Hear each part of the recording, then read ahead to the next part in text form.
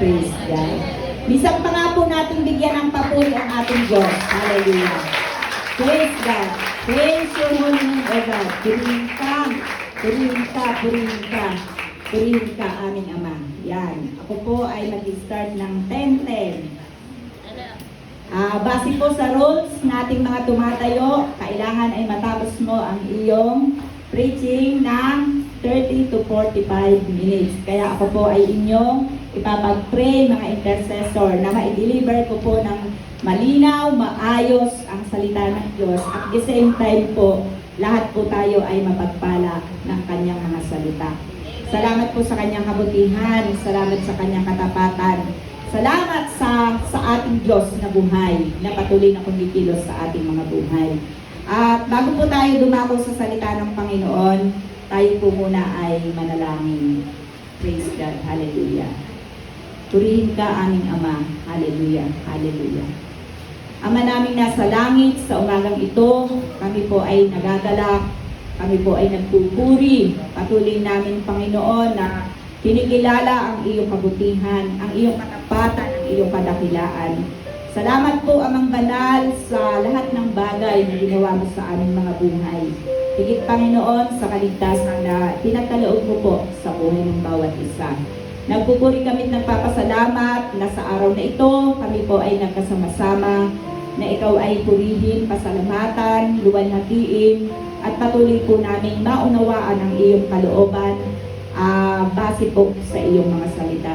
Kaya sa umagang ito, Amang Banal, hihingi po namin ang patuloy mo pong pangunguna. Ipagpatawad mo po ang aming mga naging kakulangan, ang aming mga naging kalabisan. At ang dalangin po namin, patuloy na paglilinis ng inyong banal na dugo, ang aming pong naranasan, upang sa oras ng pakikinig po namin ng iyong salita, patuloy na kami ay maturuan, patuloy namin maunawaan ang iyong nais sa aming mga buhay. Ako na iyong gagamitin, humingi po ako ng karunungan at kaalaman, kalakasan, ganun din Ama, ilagay mo ako sa likod ng iyong kapangyarihan. Ang mahayag ay ang iyong kabutihan, ang iyong kadakilaan, at ang iyong kapangyarihan. At ang bawat isa naman, Ama, na makikinig, maging bukas ang puso at isip, at patuloy, O Diyos, na ang malayang pagkilos ng banal na Espiritu ang maranasan ng bawat isa. Pagpalain mo po, Ama, ang iyong salita na aming pag-aaralan sa umagang ito. At sa lahat po ng aming gagawin, patuloy, Ama, na mapagpala ka po namin, Amang Banal. Marami pong salamat. Ang lahat ng gawa at ikha ng kaaway, hindi namin ito pinapahintulutan. Yung pong walang interes, kawalan ng kainteresan sa pakikinig ng iyong salita, ito po aming sinasaway. Yung pong antok, bagaman po, Panginoon, napapagal yung aming katawan, pagkalooban mo po ito ng kalakasan. At ang dalangin po namin sa bahaging ito ng pag-aaral namin ng iyong mga salita, sabay-sabay po kami mapagpala. Maraming salamat, Ama, sa iyo namin pinagkakatiwala ang gawain ito. Ito po ang aming panalangin sa pangalan ng Jesus. Amen. Praise God. Sa umaga pong ito ay, kung nakaabot po kayo ng Sunday School, napakaganda po. Napakaganda po ng salita ng Diyos at ng nais ng Diyos na maganap sa ating mga buhay. Ang nais po ng Panginoon, magkaroon po talaga tayo na makamtan po natin yung kanyang God's favor. Patuloy po na maranasan natin yung araw-araw na pabor ng Panginoon. At sa umaga pong ito, ito po yung isang dahilan, kaya po kalimitan hindi po natin nararanasan yung pabor na nakahanda sa bawat isa sa atin sa pagkapili at pagkatawag ng Panginoon sa bawat isa sa atin. Kaya sa pasimula, basahin po natin yung ating konteksto sa aklat ng John 13 verse 2. Naghahaponan si Jesus at ang mga alagad na isilid na ng Diablo sa isip ni Judas, anak ni Simon Iscariote, ang pagkakanulo kay Jesus. Ito po yung isang bagay kaya hindi po natin natatanggap ang pabor ng Diyos. Ito po yung dahilan. Ang ating pong paksa sa umagang ito ay deception. Sabi po, according po sa dictionary, sabi doon, deception, the act Deception, the act of causing someone to accept as true or valid what is false or invalid. At sa Tagalog po, ang deception ay panlilinlang or pandaraya. Kaya dito po makikita po natin, napakahalaga po na ang lahat po ng bagay ay nauunawaan po natin patungkol sa ating Panginoon. Ito po yung isang kahinaan ng isang mananampalataya o ng isang tao. Yung pong madaya, malinlang, o madeceive. Sabi po dito, meron pong warning ang salita ng Diyos sa bawat isa sa atin. Sabi nga po doon, be wise, deception is around the corner. Kaya ang nais po ng Panginoon, tayo po ay maging matalino. Dahil ang pandaraya po ng dyablo, ang patuloy na panlililang po niya, ay nasa palibot-libot lamang natin. Hindi po natin maitatatwa na kahit nasa loob po tayo ng iglesia, ay nakakaranas po tayo nito. Magiging mapagpaimbabaw po naman tayo kung hindi po natin ito aaminin sa ating sarili. Dahil minsan, dumarating tayo sa puntos na kapag hindi tayo naging aware sa mga bagay na nais ng Diyos na maganap sa ating mga buhay, yan po nakakapasok yung deception. Kung titingnan po natin doon sa aklat na ating pong binasa, doon sa ating konteksto, sino ba si Judas? Di po ba ipinakilala ng Biblia at ipinaunawa sa bawat isa sa atin na nagbabasa ng Biblia na si Judas ay isa sa mga alagad ng ating Panginoon. Siya ay araw-gabi ay kasama ng ating Panginoon. Siya yung sabi nga doon ay pinili, tinawag ng Panginoon para makasama niya sa mga gawain. Para patuloy na ibahagi yung kabutihan, yung salita ng Panginoon. Pero ano ang nangyari kay Judas? Di ba kung babalikan natin yung ating konteksto, sabi doon, anak, pakibalik mo, naghahaponan si Jesus at ang mga alagad. Naisilid na ng dyablo sa isip ni Judas, anak ni Simon Iscariote, ang pagkakadulo kay Jesus. Kaya dito po, napakaliwanag pong ipinapakita na kahit saang sulok o kahit sa anong aspeto ng ating mga buhay, maaari po tayong madaya. Kahit nga po yung alagad na ng Panginoon na araw-gabi ay kasama. Diba, ginamit po siya ng dyablo para ipagkanulo sa Jesus. Kaya dito po, makikita po natin na sabi nga po doon, kinakailangan tayo ay maging matalino. Ang sabi po ng Biblia, maging matalino tayo tulad ng ahas at maging maamo naman tayo tulad ng kalapati. Kaya napakaliwanag po na ang sabi nga po doon, kung hindi pa po natin kilala ang karakter ni Satanas, ang karakter ng dyablo, ang karakter ng kaaway, ito po ay patuloy na ipinapaunawa sa atin ang salita ng Diyos. Ano ba ang kanyang karakter? Unang-una, siya ay sinungaling. Amen. Kaya nga ang sabi sa John 8:44, ama siya ng kasinungalingan at hindi na mawawala sa kanya ang pagsisinungaling dahil ito ay nakatatak na sa kanya. Ang sabi po, siya ay mandaraya. Di po ba? At ito yung isang bagay na makikita natin na dapat po nating maunawaan bilang tayo ay mananampalataya. Na ang isang tao na nadadaya, kalimitan hindi niya ito nalalaman. At ito po yung nakakalungkot kung ito po ay magaganap sa ating mga mananampalataya. Ang karakter pa rin po ni Satanas, ng dyablo, siya po ay mamamatay tao. Siya ay magnanakaw. Siya ay nagwawasak. Alin po ang ninanakaw? Yung kasiglahan mo, yung iyong pananampalataya sa ating Panginoon. Winawasak niya yung ating isip, yung ating puso, at isinesentro niya doon sa mga bagay na hindi magiging pagpapala sa atin bilang mananampalataya.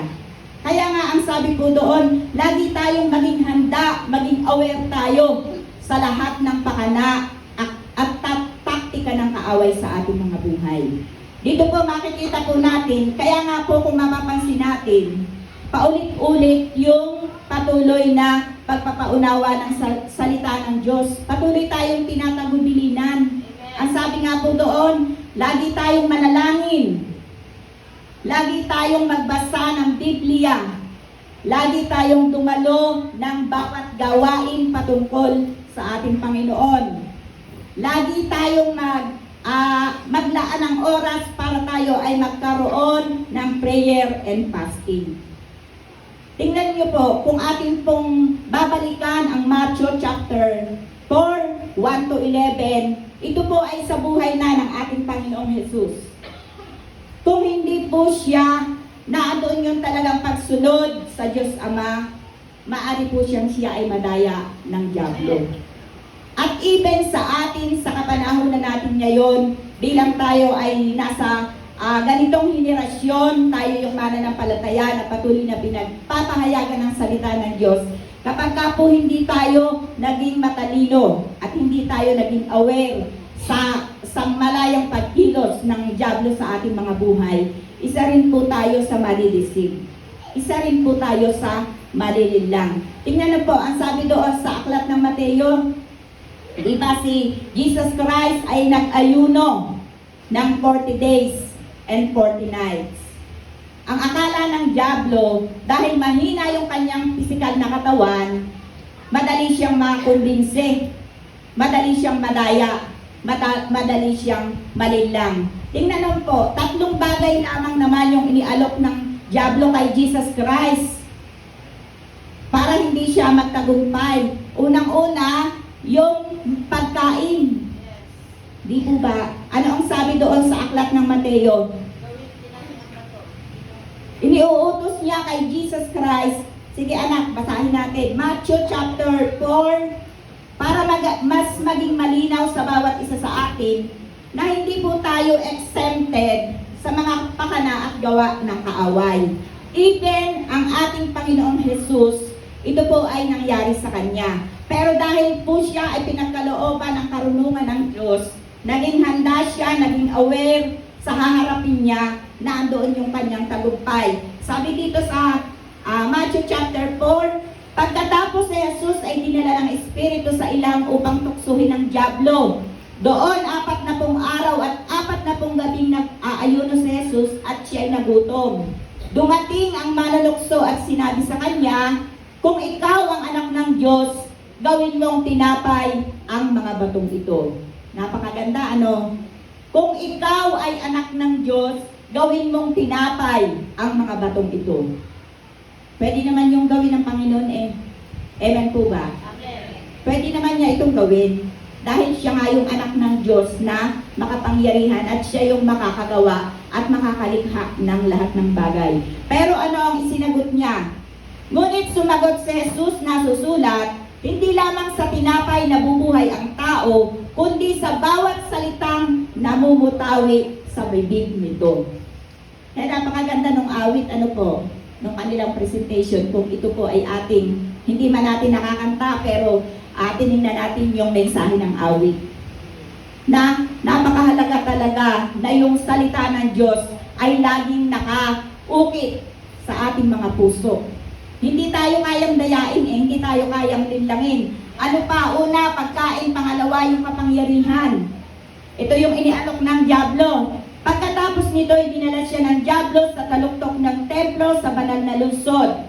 Kung ikaw ang anak ng Diyos, sabi sa kanya, magpatihulog ka sapagkat nasusulat, ipagbibilin niya sa kanyang mga anghel na ingatan ka at alalayan kanila upang hindi matisod sa bato. Napakaganda ng mga pandaraya ng dyablo sa buhay ng ating Panginoong Jesus. Pero ano ang sabi dito? Sumagot si Jesus na susulat din naman, huwag mong subukin ang Panginoon mong Diyos. Amen. Dito po makikita natin ano po, napakaliwanag na kahit na ang ating ating Panginoong Jesus na tagapagligtas ng ating buhay, ay naandoon yung mga time, yung mga panahon na siya ay dinadaya ng dyablo.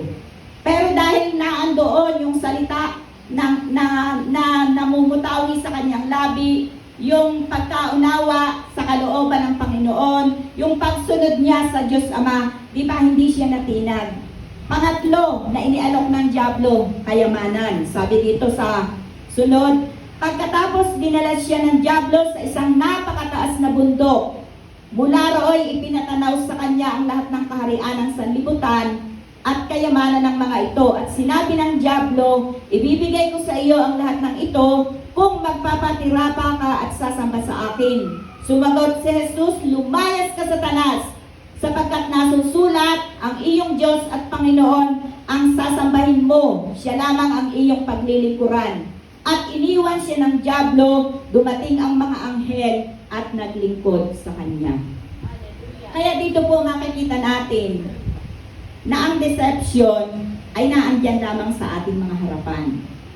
Subalit, naandyan din po ang katalinuhan at karunungan na ibinibigay sa atin ng Diyos para po tayo ay magtagumpay. Amen. Kaya sa umaga pong ito, may mga bagay po na nais ang Diyos. Dalawang bagay lamang na nais ng Panginoon talaga na ma-overcome natin ang mga deception ng ating kaaway.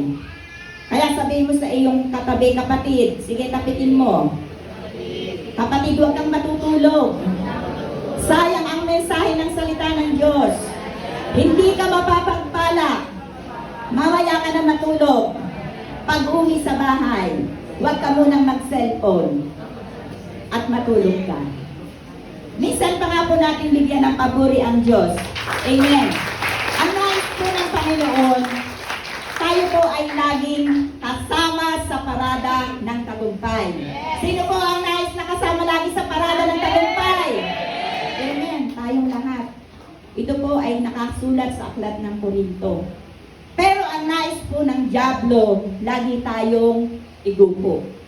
Lagi tayong pahinain, laging pasakitin yung ating damdamin, laging tayo ay magkaroon ng murmuring, laging yung isang pilantik lamang ng salita ng ating kapatid, tayo'y masama ng loob. Hindi na muna ako dadalo ng gawain.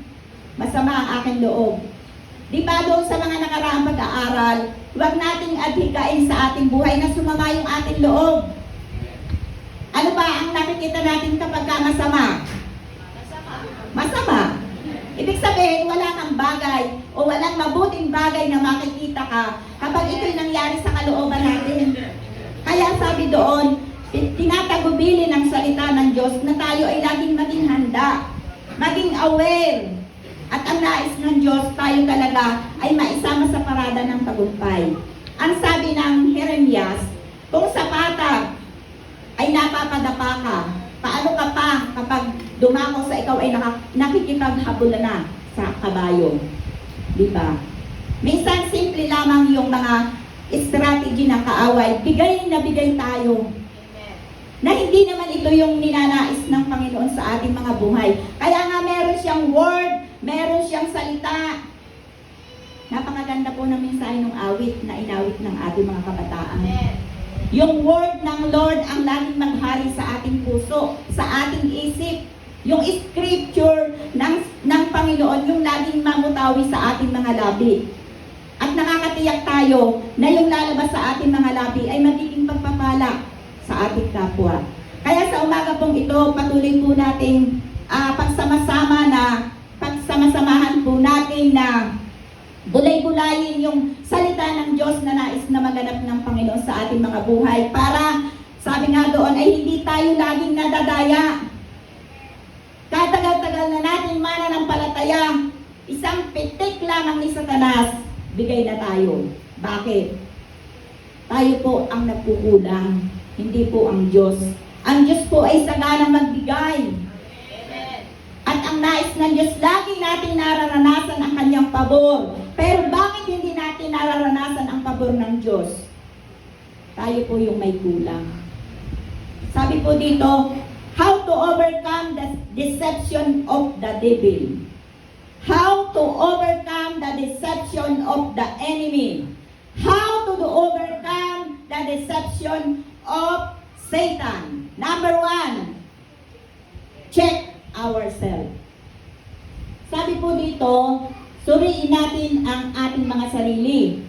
2 Corinthians chapter 13 verse 5, tiyakin ninyong mabuti kung kayo'y namumuhay ayon sa pananampalataya. Subukin ninyo ang inyong sarili.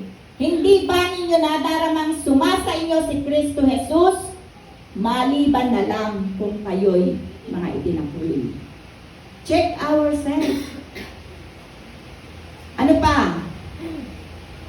Sunod na. 2 Corinthians 3:18-21. Hindi na po ako masyadong magpapaliwanag. Ang salita na po ng Diyos ang magpapaliwanag sa bawat isa sa atin. Huwag dayain ni naman ang kanyang sarili. Kung may nag-aakalang siya'y marunong, ayon sa sanlibutan ito, ibilang niyang siya'y mangmang upang maging tunay na marunong. Sapagkat ang karunungan ng sanlibutan ito ay kamangmangan sa paningin ng Diyos. Ganito ang sinasabi sa kasulatan, pinuhuli niya ang marurunong sa kanila na rin katusuhan. Gayon din, alam ng Panginoon ang iniisip ng marurunong ay walang kabuluhan. Kaya't huwag ipagmalaki ninuman ang nagagawa ng tao. Amen. Napakaliwanag, ano po? Huwag po daw natin dayain ang ating sarili. Baka ang akala natin tayo ay marunong. Pero sa harapan pala ng Panginoon, tayo ay mangmang. Minsan kung ano yung mga ine-inject ng diablo, tanggap tayo ng tanggap. Pag inilagay na yan sa isip, bumababa sa puso. At doon nagkakaroon, lumalabas sa ating mga labi, hindi nagiging pagpapala. Kaya aware po tayo sa bawat bagay na nagaganap at mga salitang napapakinggan ng bawat isa. Sabi po ng Tito, walang maruming bagay sa malinis ang kaisipan at puso. Minsan, yung mga bagay na makakapagpaayos ng ating buhay na ating narinig, binibigyan natin, salamat po, binibigyan natin ng mga maling interpretasyon. Samantalang, hindi naman ito yung nilalayon. Kaya nga, ang sabi, maging matalino tayo. Ano pa? Sabi doon sa 1 Corinthians 13, sige anak, nabasa ko na yan, doon sa Galatia. Huwag ninyong linlangin ang inyong sarili. Ang Diyos ay di madadaya ni numan. Kung ano ang ihasik ng tao, iyon din ang kanyang aanihin. Ang nagsisikap sa mga bagay ukol sa laman ay aani ng kamatayan, at ang nagsisikap sa mga bagay ukol sa espiritu ay aani ng buhay na walang hanggan. Kaya huwag tayong magsawa sa paggawa ng mabuti. Pagdating ng takdang panahon, tayo mag-aani kung hindi tayo magsasawa. Samantalahin natin ang lahat ng pagkakataon sa paggawa ng mabuti sa ating kapwa, lalo na sa mga kapatid sa pananampalataya. Suriin po natin ang ating sarili at lagi nating aalalahanin kung ano yung ating itinatanim, ito yung aanihin natin. Nagtanim ka ng puot sa iyong sambahayan, umasa kang aani ka ng kaguluhan. Pero magtanim ka ng pagmamahal, ng pag-unawa, ng pag-ibig sa iyong sambahayan, aani ka ng kapayapaan. Napakaliwanag po 1 + 1 = 2 lamang po yun. Di po ba? Minsan dinadaya natin ng ating sarili, hindi naman ako galit. Hindi naman ako galit kay Iking. Masama lang ang aking loob. Ano pa po ang suma noon? Masama pa din. Diba? Kaya napakaliwanag po, sabi nga dito, para po ma-overcome natin ang lahat ng gawa ng kaaway, i-check po natin ang ating sarili. Tama pa ba ang aking ginagawa? Tama pa bang nasa loob ako ng simbahan, ako'y natutulog? Oh, no, ay no. Tama pa ba na ako'y mananampalataya, ang lumalabas pa sa aking labi ay pagmumura at mga bagay na hindi magiging pagpapala sa ating kapwa? Ito minsan ang pandaraya ng kaaway. Gusto nating umani, wala naman tayong itinatanim. Amen. Gusto natin maging tapat ang Diyos, hindi naman tayo tapat sa Diyos. Yes. Di ba napakaliwanag? Kaya napakaliwanag ang sabi doon, di ba? Check ourselves. Suriin natin ang ating mga sarili. Nabubuhay pa ba tayo sa pananampalataya? O sumasabay na lamang tayo sa agos ng tubig? Wag lang, hindi masabing ako ay mananampalataya. Di po ba? Ano pa? Proverbs 10:9, anak na wala. Sabi po doon, ang namumuhay ng tapat ay pinaghaharian ng kapayapaan. Ngunit ang may likong landas ay malalantad balang araw. Kaya sa pauna pa lamang, sinabi na ng salita ng Diyos, suriin natin ang ating sarili. Ano mang bagay na itinatago natin ng hindi ayos, ito po ay inilalantad ng Panginoon. Napakaliwanag eh. Ang namumuhay ng tapat ay pinaghaharian ng kapayapaan. Kaya kapag ka ikaw ay naandoon sa panahon na mayroong kaguluhan at mayroong ka pa rin kapayapaan, naandoon ang Diyos ang patuloy na inaasahan natin sa ating mga buhay. Nasa iyong kikilos, siya yung nagsasaayos ng lahat ng bagay. Di po ba? Ang sabi pa rin doon sa Proverbs chapter 12:22, namumuhi si Yahweh sa taong sinungaling, ngunit ang tapat ay ligaya niya at aliw. Kaya bilang mananampalataya po tayo, huwag po nating hayaan na tayo ay nadadaya ng dyablo sa ugali na tayo po ay may nagsisinungaling. Napakaliwanag eh. Namumuhi si Yahweh sa taong sinungaling, ngunit ang tapat ay ligaya niya at aliw. At kapag ka po tayo ay patuloy na naglingkod sa Diyos ng may katapatan, mararanasan po natin yung pabor ng ating Panginoon. Ako po, pag iniisip ko kung paano ko isasalaysay ang kabutihang ginawa ng Diyos sa aking buhay, sa aking pamilya, bagaman at may mga pagkakataon na hindi nagiging maayos, hindi nagiging perfecto, alam niyo po, ang nabibigkas ko na lamang sa isang word, salamat Panginoon. Hindi ko halos maisabi ng aking labi ang mga bagay na ginagawa ng Panginoon sa aking buhay. Mga bagay na hindi ko inaasahan na aking mararanasan. Pero alam niyo po, ganyan ang dyablo eh. Ayaw niya talaga na magiging matagumpay tayo, kaya kahit sa isang bagay talagang siya ay gumagawa. Pero lagi po nating aalalahanin na nais ng Diyos lagi tayo kasama niya sa parada ng tagumpay, sa ating paglilingkod sa ating Panginoon. Kaya dito makikita natin, para natin talaga malagpasan ang pandaraya ng kaaway sa ating mga buhay, suriin natin ang ating sarili. Ako ba ay mananampalatayang tunay? O ako ba ay mananampalatayang pagiwang-gewang? Ako ba ay mananampalatayang sumusunod talaga sa kalooban ng Panginoon? Ako ba ay mananampalatayang nagsisikap na maging tapat sa Panginoon?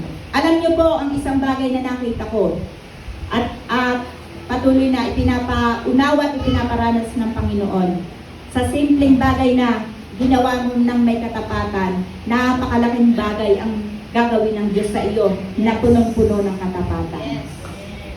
Sabi ko nga, kung nauunawaan lamang ng tao at nararanasan ng bawat tao at nakikilala ng lahat ng tao ang kagandahang loob at kabutihan ng Panginoon, hindi pwedeng hindi siya susunod sa Diyos. Bakit lamang hindi nagpapatuloy? Nadadaya ng kaaway, nalilinlang, nakakapasok yung evil work sa ating mga buhay. Kaya hindi tayo nagpapatuloy na nagtatagumpay. At ayaw ng Diyos na tayo ay bigo sa mga ganitong bagay. Kaya siya gumagawa ng kapamaraanan para talaga tayo ay sa isang pitik niya magising tayo. Matigas ang ulo mo, ito magaganap sa iyo. Ikaw ay mamormorin ka, ito ang magaganap sa iyo. Hindi po natin nararanasan talaga yung pabor na ihanda ng Panginoon sa ating mga buhay. Pero ang nais po ng Diyos, lagi natin itong maranasan. Pangalawa, sabi po doon, kung gusto nating ma-overcome o gusto nating mapagtagumpayan ang gawa ng kaaway sa ating mga buhay, mamuhay tayo ayon sa salita ng Diyos.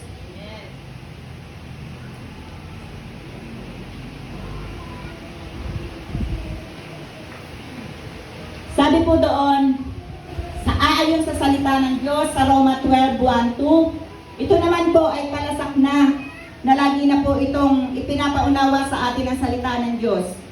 Kung magtataka po tayo, bakit ang salita ng Diyos ay paulit-ulit? Ito po yung napakaliwanag. Hindi pa po talaga natatagpuan ng Diyos sa ating mga buhay ang katotohanan at kapangyarihan ng kanyang mga salita.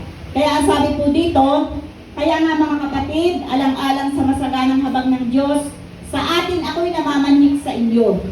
Ialay ninyo ang inyong sarili bilang handog na buhay, banal at kalugod-lugod sa Kanya.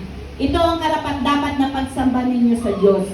Huwag na kayong umayon sa takbo ng mundong ito, mag-iba na kayo at magbago ng isip upang mabatid ninyo ang kalooban ng Diyos, kung ano ang mabuti, nakalulugod sa Kanya at talagang ganap.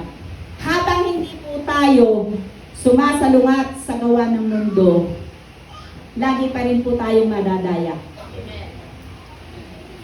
Habang umaayon po tayo sa takbo ng mundo, naandyan pa rin po lagi yung pagkabigo natin. Habang tayo po ay patuloy na umaayon sa takbo ng mundo, tayo pa rin po ay kabilang sa isang bansot na Kristiyano.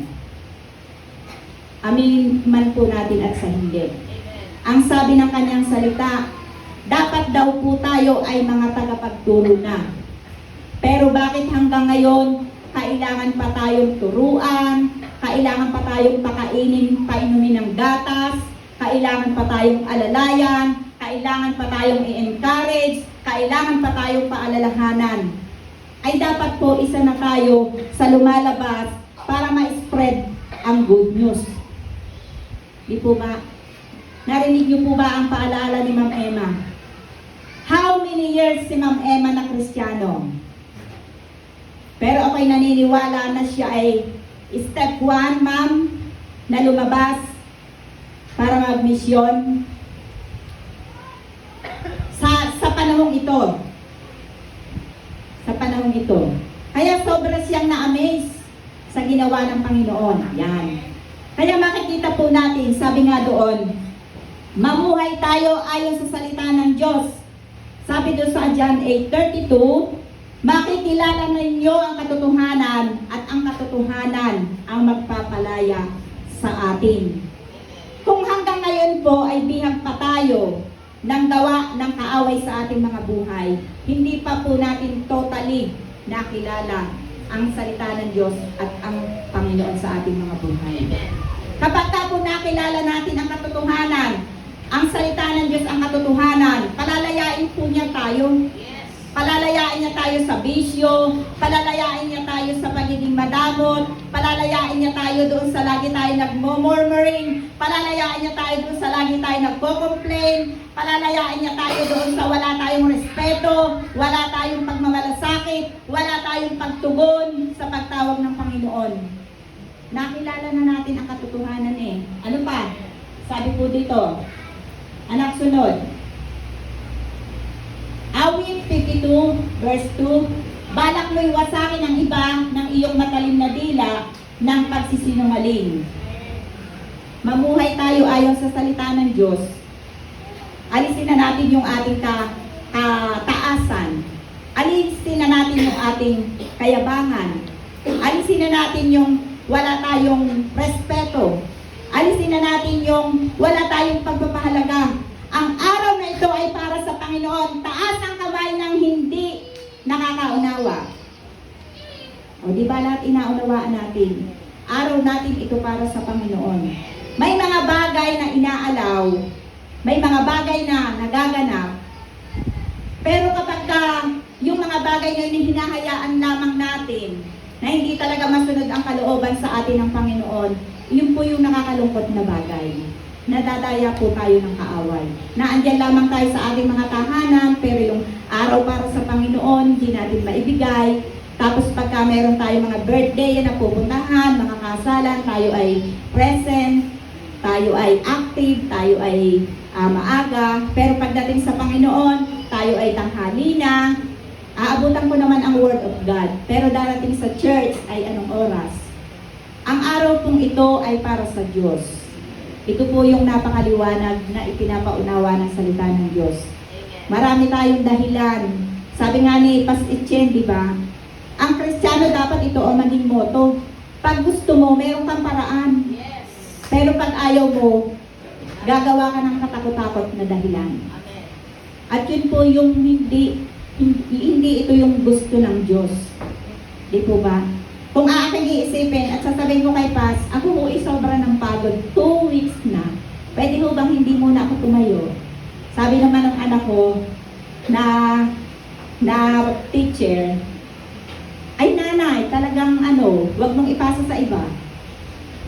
Wag mo nga namang ipasa sa iba. Mapapapunta ang pabor sa iba. Oh, mapapapunta ang pabor sa iba. Kaya kahit na pumunta ng Isabela, pumunta ng Nueva Ecija, gumanda po yung aking boses. Yan.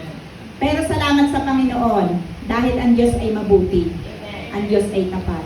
Kaya dito po makikita natin, sabi pa doon sa James 1:26, kung inaakala ninyo na siya talagang relihiyoso, ngunit hindi naman marunong magpigil ng dila, dinadaya lamang niya ang kanyang sarili at walang kabuluhan ang kanyang pagiging relihiyoso. Amen. Kaya mamuhay po tayo ayon sa salita ng Diyos. Sinasabi po natin tayo'y born again.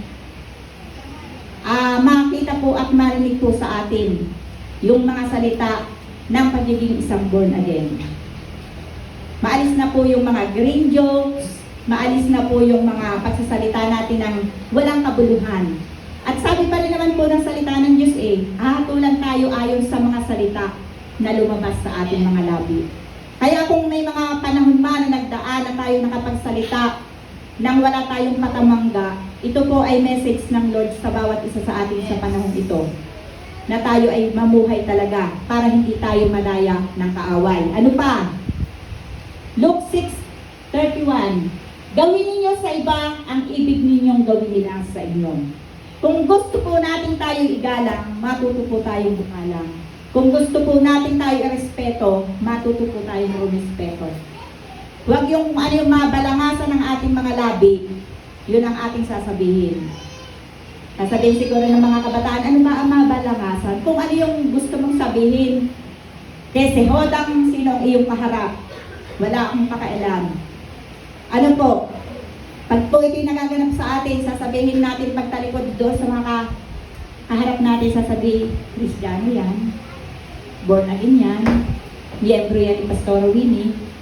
Di po ba? Sino po ang napupulaan sa ating paglilingkod?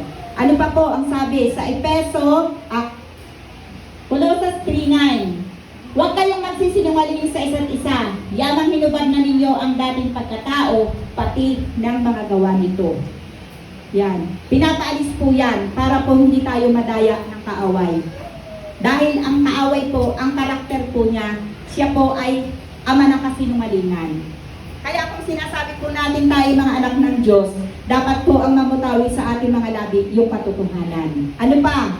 Efeso chapter 4, yun na ba yun anak? Alisin na ninyo ang lahat ng sama ng loob, galit at puot. Huwag na kayong mambubulyaw, manlalait, mananakit ng damdamin ng kapwa. Sa halip, maging mabait kayo at maawain sa isa't isa at magpatawaran tulad ng pagpapatawad sa inyo ng Diyos sa pamamagitan ni Kristo.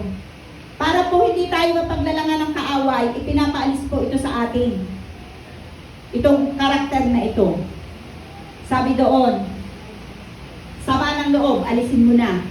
Sabihin mo nga sa iyong katabi, kapatid, may sama ka pa ba ng loob? Alisin mo na yan, sabi ng salita ng Diyos.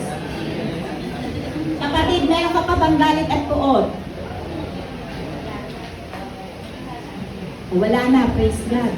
Ipinaalis po ito para hindi po yan ang maging center point ng diablo sa ating mga buhay. Pwede mo namang sabihin na sa iyong kapatid, kung halimbawa sumasama ang loob mo, kapatid, kita nga ay mag-usap. Pumunta muna kita doon sa Lolo Claros, doon sa Maragondon. At kita'y mayroong mahalagang bagay na pag-uusapan. O di ba? Nabusog ka na, physical, na-release pa yung dinadala mo na mabigat. Ano pa?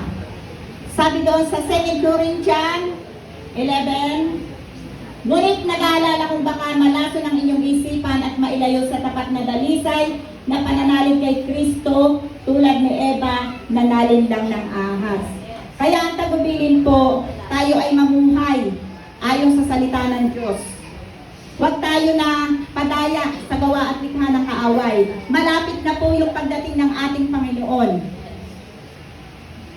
Malapit na po yung pagdating ng Diyos para tayo hatulan sa mga bagay na ginawa natin.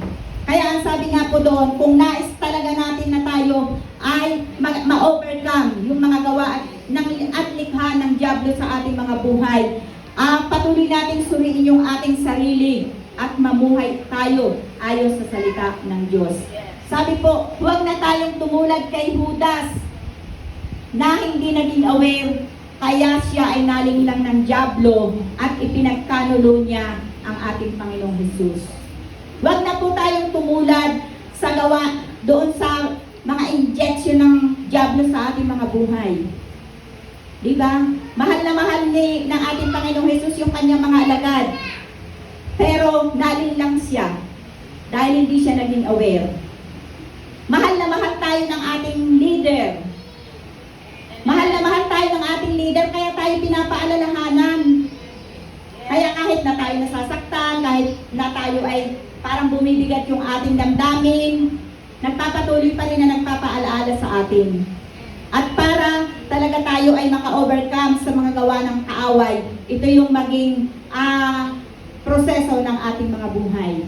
Kaya po sa ating konklusyon, ang sabi po dito, James 1:16 hanggang 18, huwag kayong padaya mga kapatid kong minamahal. Bawat kaloob na mabuti at ganap ay buhat sa langit, mula sa Ama na lumikha ng mga tanglaw sa langit. Hindi siya nagbabago. Hindi niya tayo iniiwan o binabayaan man sa dilim. Niloob niyang tayo maging anak niya sa pamamagitan ng salita ng katotohanan upang matangi tayo at maging higit sa lahat ng kanyang nilalang. Ito po yung napakagandang nais ng Panginoon sa ating mga buhay. Sabi doon, una, binabalaan tayo, huwag tayong padaya kanino man. Huwag po nating hayaan na papasok tayo ng 2024 na may bitbit pa po tayong sama ng loob.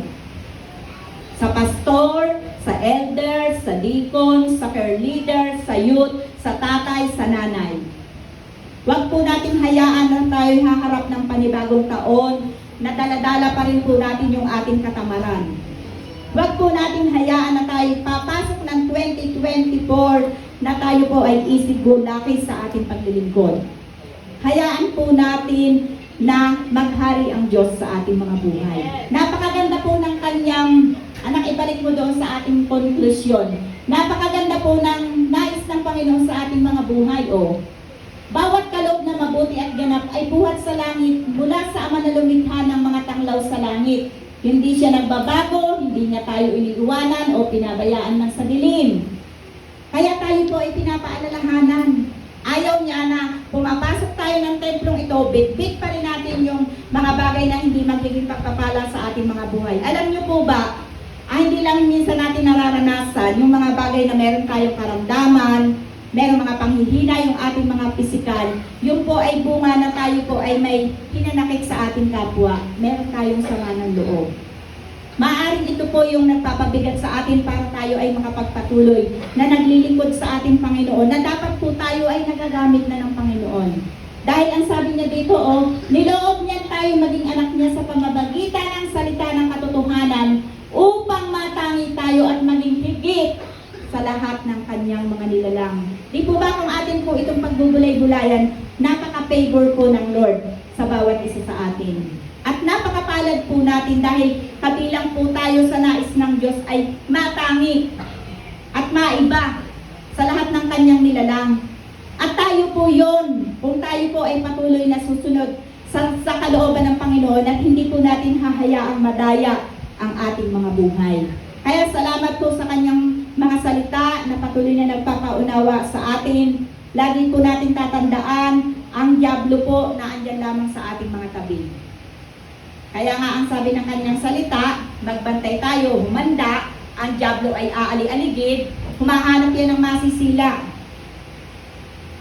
At kapag hindi po tayo naging aware, isa po tayo sa madadaya. Kaya salamat po sa kanyang salita.